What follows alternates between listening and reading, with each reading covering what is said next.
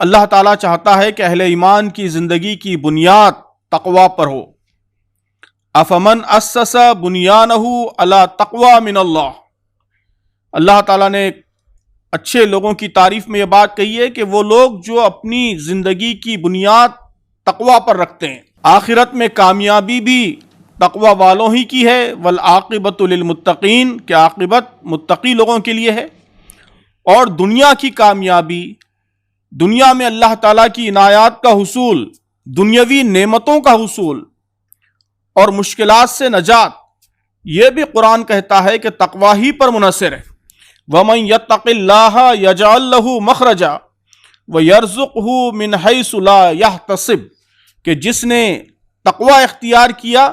اللہ تعالیٰ اس کے لیے مشکلات سے، پریشانیوں سے نکلنے کا مخرج،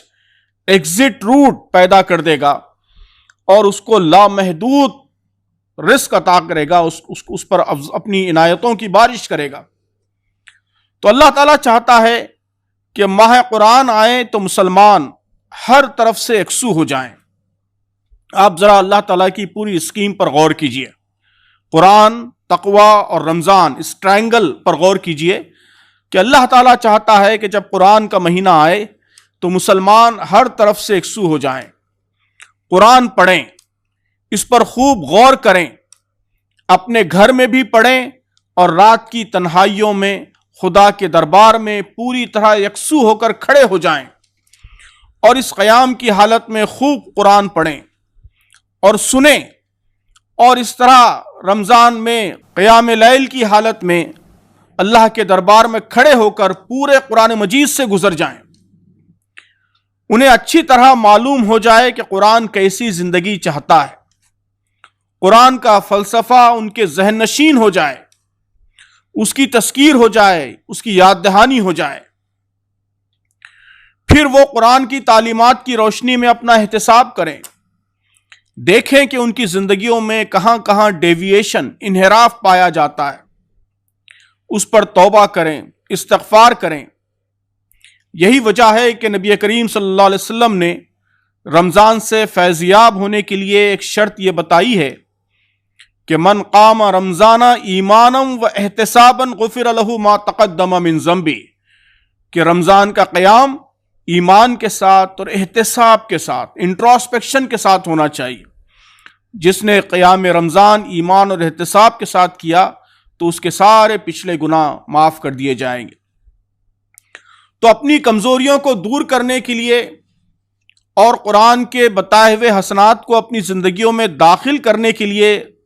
رمضان کی ایک اسکیم یہ بھی ہے کہ روزے کے ذریعے ہم قوت ارادی حاصل کریں، ول پاور حاصل کریں۔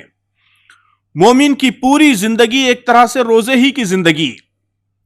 اسے زندگی بھر اللہ کی رضا کے لیے اپنی نفسانی خواہشات پر قابو رکھنا پڑتا ہے، اپنی عادتوں کو بدلنا پڑتا ہے، بہت سی چیزوں سے جو اللہ کو پسند نہیں ہے رکے رہنا پڑتا ہے۔ اس طرح ایک نسبتاً ہلکا پھلکا روزہ تو ہر مسلمان کو زندگی بھر رکھنا پڑتا ہے۔ اس کی ٹریننگ کے لیے مہینہ بھر ایک مشکل تر روزے سے ہم گزرتے ہیں تاکہ باقی زندگی کا آسان روزہ ہم رکھ سکیں۔ پھر آپ دیکھیے کہ قرآن کی تعلیمات کا ایک بڑا حصہ حقوق العباد سے متعلق ہے، بندوں کے حقوق۔ روزے کا ایک پہلو یہ ہے کہ اس سے اللہ کے غریب، مجبور، محروم، بھوکے انسانوں کے دکھ درد کا احساس ہوتا ہے، ہم ان کی تکلیف کو محسوس کرتے ہیں۔ صدقہ و خیرات، زکوٰۃ و فطرہ اور مختلف بہانوں سے غریبوں کے کام آ کر اس لطف و سرور کا احساس ہم کو ہوتا ہے، اسے محسوس کرتے ہیں جو ناداروں کے کام آنے سے عطا ہوتا ہے۔ اور پھر باقی زندگی کے لیے قرآن کے غریب پرور مزاج کی اپنے اندر افزائش کرتے ہیں۔ پھر اللہ تعالیٰ چاہتا ہے کہ اس مہینے ہم یکسو ہو کر اللہ سے تعلق قائم کریں، ذکر اور دعا اور تلاوت اور توبہ اور استغفار، ان سب کے ذریعے روحانی قوت سے ہم مالا مال ہوں تاکہ باقی زندگی دین پر عمل آوری آسان ہو جائے۔